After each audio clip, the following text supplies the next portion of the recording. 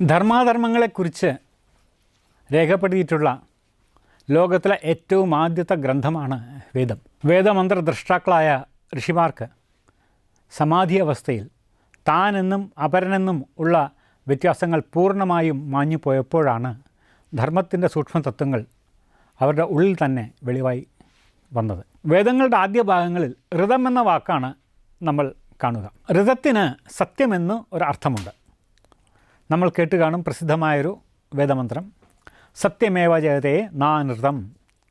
അതായത് സത്യം തന്നെ ജയിക്കുകയുള്ളൂ, അസത്യം ജയിക്കില്ല. ഋതത്തിന് വേറെയും അർത്ഥങ്ങളുണ്ട്. പ്രപഞ്ചത്തിൻ്റെ പ്രവർത്തനത്തിൻ്റെ അടുക്കും ചിട്ടയും ക്രമവും, ഇങ്ങനൊരർത്ഥം കൂടി ഋതത്തിനുണ്ട്.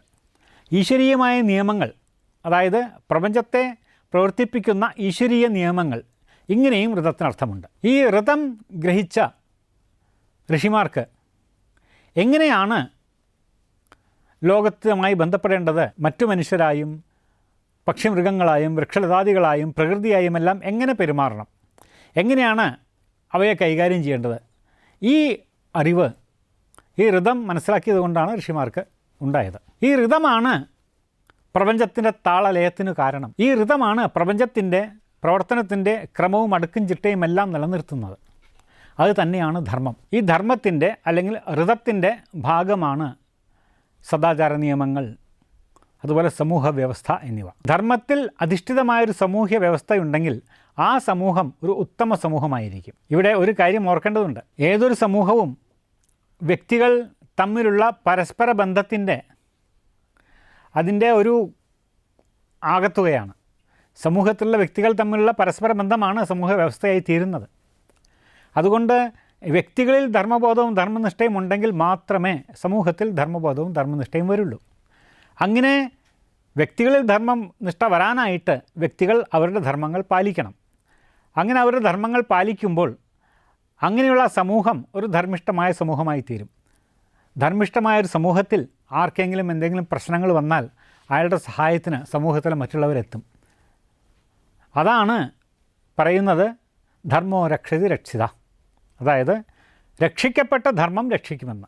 വ്യക്തികൾ ധർമ്മം അനുഷ്ഠിക്കുമ്പോഴാണ് ആ ധർമ്മം രക്ഷിക്കപ്പെടുന്നത്. അങ്ങനെ രക്ഷിക്കപ്പെട്ട ധർമ്മം ആ സമൂഹത്തിലെ വ്യക്തികളുടെ രക്ഷയ്ക്ക് കാരണമായി തീരും. കാരണം ധർമ്മത്തിൽ അധിഷ്ഠിതമായ ഒരു സമൂഹ വ്യവസ്ഥയുണ്ടെങ്കിൽ ആ സമൂഹത്തിലെ അംഗങ്ങൾക്ക് ഏതെങ്കിലും പ്രശ്നങ്ങൾ വരുമ്പോൾ സമൂഹം മുഴുവനും അദ്ദേഹത്തിൻ്റെ കൂടെ ഉണ്ടായിരിക്കും. ഇതാണ് രക്ഷിക്കപ്പെട്ട ധർമ്മം രക്ഷിക്കും എന്ന് പറയുന്നതിൻ്റെ താല്പര്യം. ധർമ്മം അനുഷ്ഠിക്കുന്നതിൽ നിന്ന് മനുഷ്യനെ തടയുന്ന ഏറ്റവും പ്രധാന ഘടകം ആ മനുഷ്യൻ്റെ അഹങ്കാരമാണ്. അഹങ്കാരം കൊണ്ടെന്താണ് ഉണ്ടാകുന്നത്? മറ്റുള്ളതിനേക്കാളും എല്ലാം പ്രധാനപ്പെട്ടതാണ് താൻ എന്നൊരു വിശ്വാസത്തിലൂടെ അയാൾ പ്രവർത്തിക്കുമ്പോഴാണ് പ്രശ്നങ്ങൾ ആരംഭിക്കുന്നത്. വാസ്തവത്തിൽ എല്ലാ മനുഷ്യരും ഈശ്വരൻ്റെ മുന്നിൽ ഒരുപോലെയാണ്.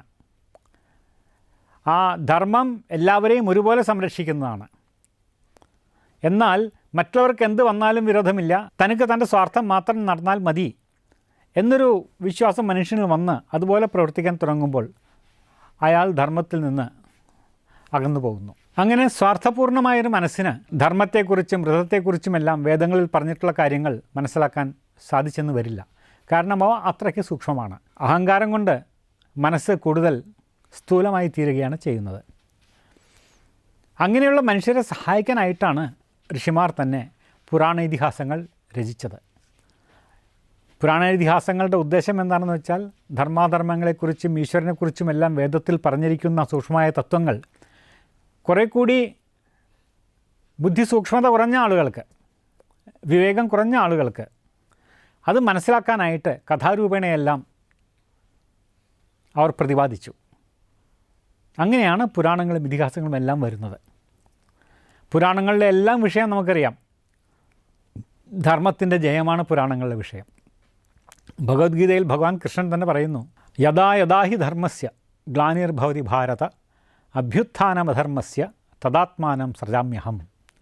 അതായത് എപ്പോഴെപ്പോഴാണോ അർജുന ധർമ്മത്തിന് ക്ഷയവും അധർമ്മത്തിന് വളർച്ചയും ഉണ്ടാകുന്നത്, അപ്പോഴെല്ലാം ഞാൻ സ്വയം അവതരിക്കും എന്നാണ് ഭഗവാൻ പറയുന്നത്.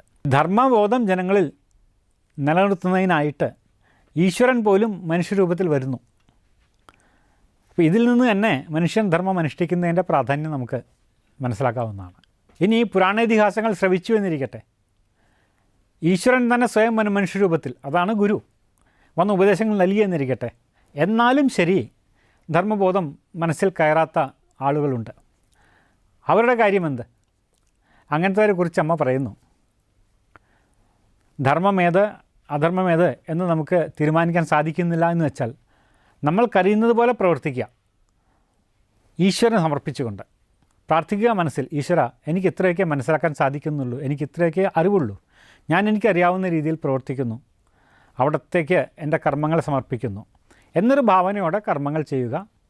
അതിൻ്റെ ഫലം എന്താണോ ഈശ്വരൻ്റെ ഒരു പ്രസാദം എന്ന രീതിയിൽ സ്വീകരിക്കുക. ഇതിൽ നിന്ന് ധർമ്മബോധം ഹൃദയത്തിൽ താനെ വളരാൻ തുടങ്ങും. അമ്മയുടെ ബാല്യകാലത്തിൽ ആ ഗ്രാമത്തിലെ ആളുകളുടെ രീതികളെക്കുറിച്ച് പറയാറുണ്ട്. പശുവിനെ കറക്കുമ്പോൾ കുട്ടിക്ക് കുടിക്കുവാനുള്ള പാല് നിർത്തി ബാക്കി മാത്രമേ കറന്നെടുക്കുള്ളൂ. മാത്രമല്ല, അന്നൊക്കെ മിക്കവാറും വീടുകളിൽ ഗൃഹനാഥൻ പോയി എന്തെങ്കിലും പണി ചെയ്ത് അതിൽ നിന്ന് കിട്ടുന്ന വരുമാനം കൊണ്ടാണ് അരിയും സാധനങ്ങളുമെല്ലാം മേടിച്ചിരുന്നത്. ചിലപ്പോൾ ഗൃഹനാഥൻ വരാൻ വൈകുകയാണെങ്കിൽ അടുത്ത വീട്ടുകാർ ആഹാരം വെച്ചിട്ടുണ്ടെങ്കിൽ അതിൽ നിന്ന് കുറച്ച് പങ്ക് അവർ ആദ്യത്തെ വീട്ടിലെ കുട്ടികൾക്ക് കൊടുത്തയക്കും. കാരണം അവരുടെ അച്ഛൻ വന്ന് അരിയും സാധനങ്ങളൊക്കെ കൊണ്ടുവന്ന് ആഹാരമൊക്കെ ഉണ്ടാക്കുമ്പോഴേക്കും സമയം വൈകുമല്ലോ എന്നോർത്തിട്ട്.